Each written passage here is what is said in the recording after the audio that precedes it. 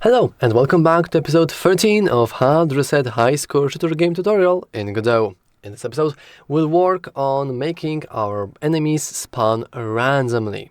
Let's begin!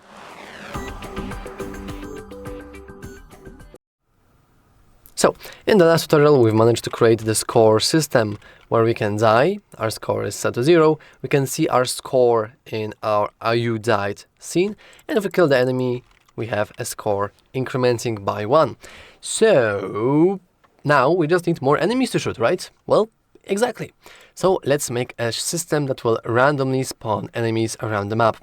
First of all, we can delete this enemy because we don't really need it anymore. And now let's create some interesting things.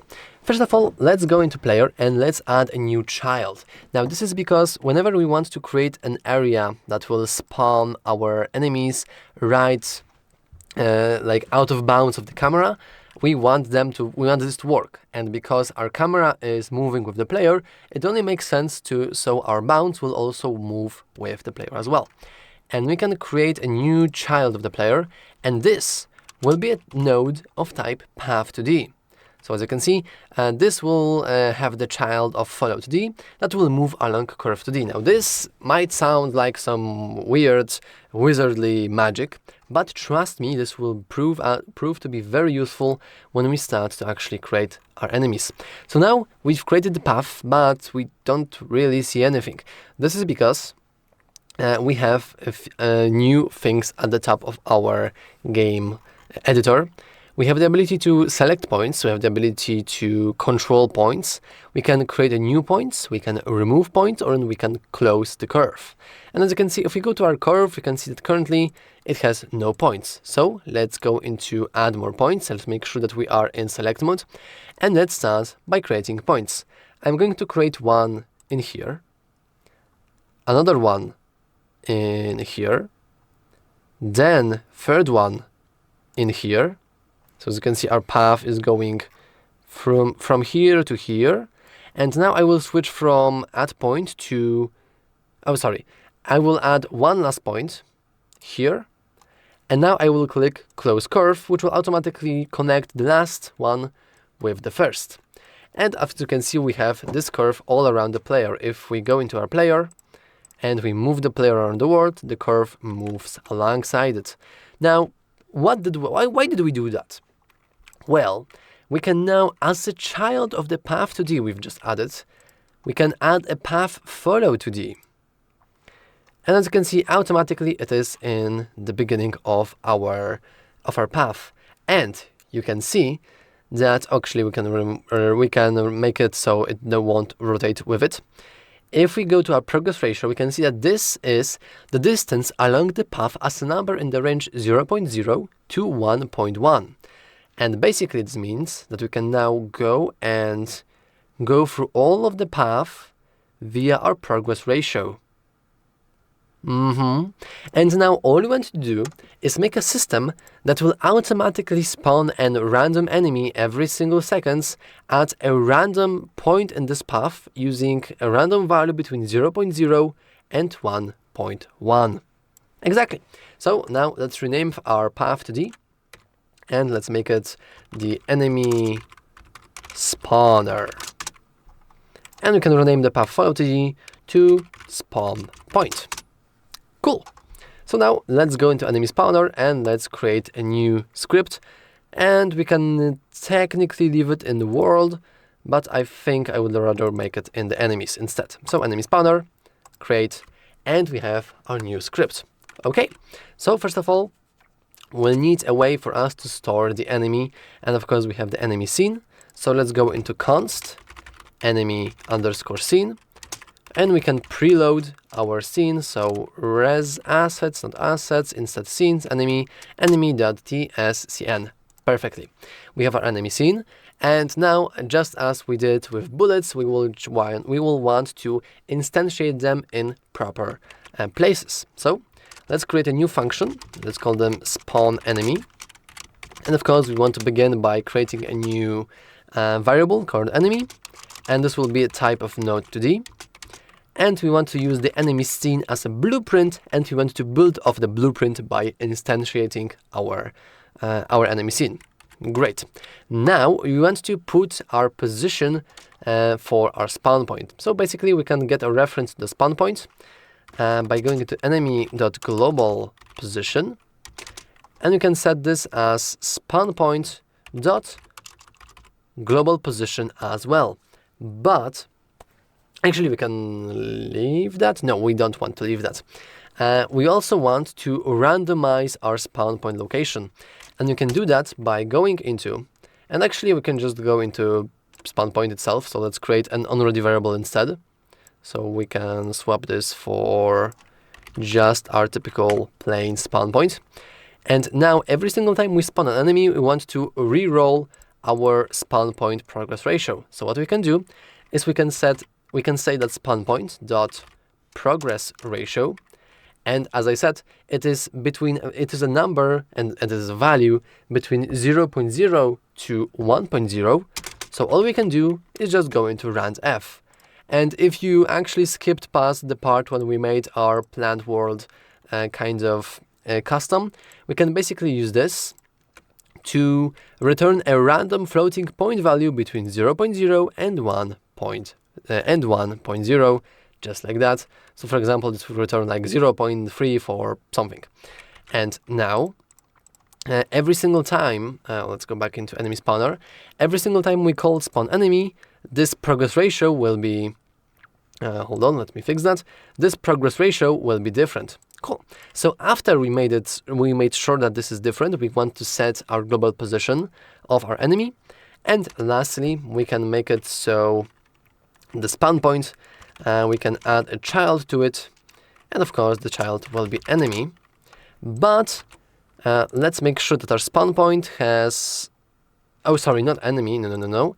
Our enemy, visibility, and you want to do the top level. If you remember correctly, we've also did that for the bullet, so the enemy won't actually move alongside our spawn point. So let's make sure that this is checked on. And now let's make a system that will automatically call spawn enemy every few seconds. We can create a new variable, though I'm wondering,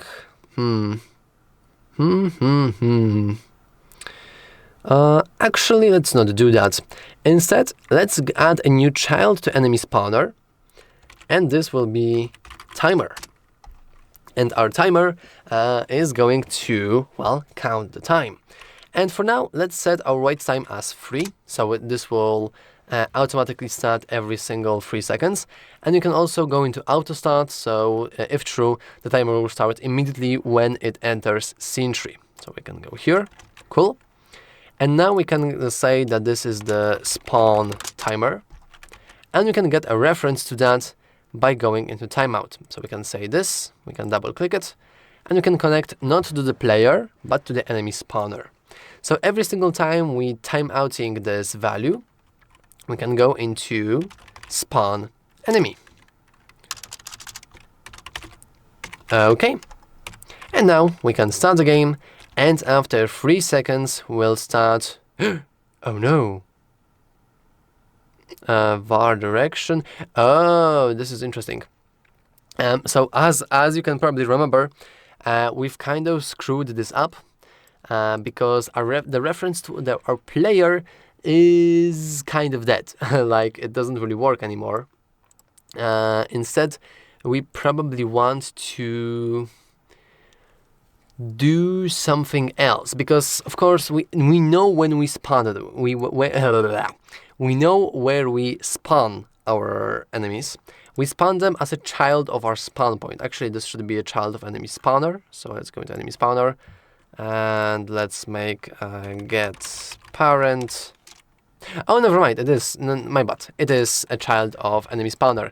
So now technically, what we can do here to fix that, and this will be a very quick fix in our enemy script, is player is the get parent. So our enemy currently is in this spot.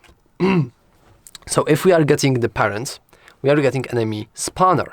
No, we want to get another time parent. So the parent of EnemySpawner is the player. Congratulations. And now we have our player as the node. But be very careful, because if you ever, for any reason, change the spawn point or change this location, this will result in error and your game won't be able to actually correctly function and do stuff. So you need to be very careful. Let's make it to do. And this is very breakable. So you want to be very careful about this line. But now, if we play the game, we have the very first enemy. And every single 3 seconds, we should see new enemies coming from all different directions. And as you can see, our score is getting incremented. And if we decide that we want to die, like this, you can set our score is 4, our high score is 4. And if I would die, let's kill this first guy. Ooh, this is interesting. Our score isn't resetting. Let's make sure that our score is actually resetting. So in our player, where we die, so kill player, we are saving the data, and then we want to make sure that our game manager dot score. Ooh, actually, we don't want that. No. We want to call this in our dev screen, because if we would do that before we even see the dev screen, then the score value in our dev screen would be just 0. So if we are going to restart this, we want to go and make sure that our game manager dot score is equals to 0. And in our main menu, because we can actually move to our main menu and then start the game one more time. So let's make sure that our in main menu, whenever we are starting the game, let's go into game manager dot score, and let's also make sure that it is equal to 0. So now we can die, we can kill these guys, we can look here, and of course our high score is visible. And technically our game is finished, but there are a couple of things I still want to do. For example, I want to add a very quick player UI, so player knows how much HP they have left.